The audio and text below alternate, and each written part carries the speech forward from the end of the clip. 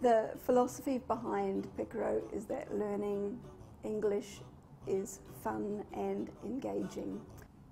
Learning English really is quite effortless for the children because they enjoy it. When it's English time, they're really excited. They always ask me, teacher, when will we go to the computer room again? We like that game, I want to play, so they are always enthusiastic. Picaro is a blended learning course. We use elements of technology and traditional classroom learning to create a course that provides the best environment for children to learn. By the end of their time on learning Picaro, children will have learned over 1,000 words. We teach English and children learn English in meaningful contexts.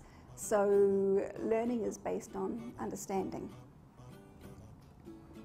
We have based our curriculum on the Cambridge Young Learners curriculum. The very first units are very oral and oral, so the children are learning simple vocabulary on themed topics such as animals, my family, my house, and they're being exposed to that through the online games, through pictures and through classroom activities.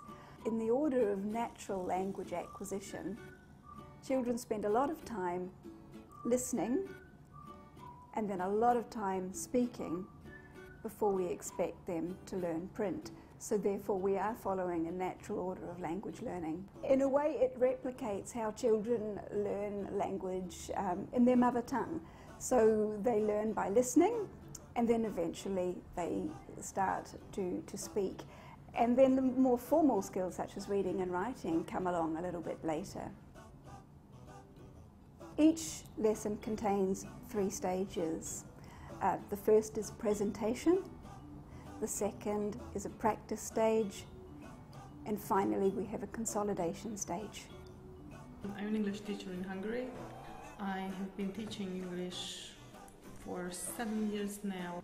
I've been trying Picaro, or piloting Picaro with the first graders and second graders, and we have 2 lessons a week with 30 students together.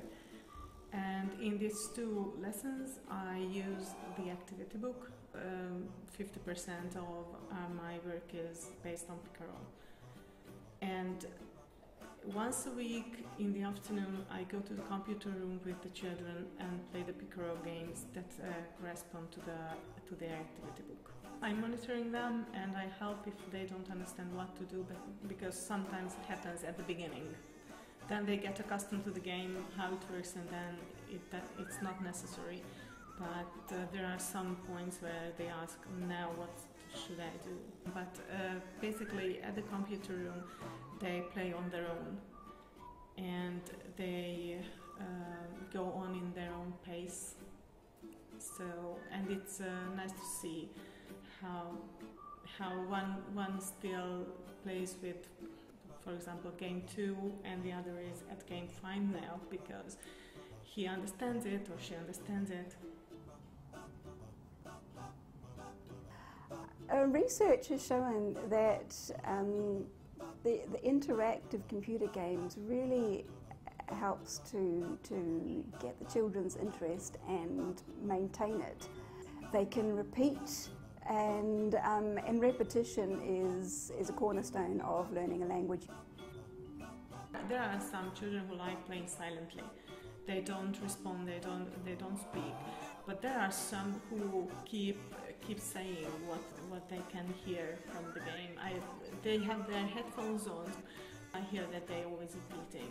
They can learn a lot of it, because there was one topic that I haven't covered in that order. It was especially the family words, and then I realized that they knew these words just only because they had to go through those games.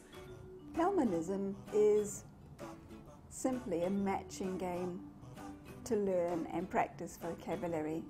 So on the screen, the child sees and clicks on cards.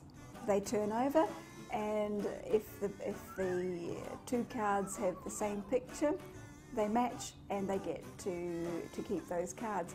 It's exactly the same as if they play the game with real cards. So it works in the same way, it's just a different environment and a different response, and it provides variety. Colour Me is a fun game that teaches listening skills and practices them. The children listen to a dialogue, and in the course of the dialogue they're given instructions to colour items on a screen. So they will have been introduced to the vocabulary items in an earlier game, and now they're putting into practice by hearing children talk about a picture and following instructions to colour it in. They also learn language items such as prepositions of place. So we might say, colour the potatoes pink, or colour the milk on the chair blue. And so they're learning where things are and where the positions are. I think it's a great experience to see how these new things, these ICT techniques can come into the classroom and change language learning a little bit.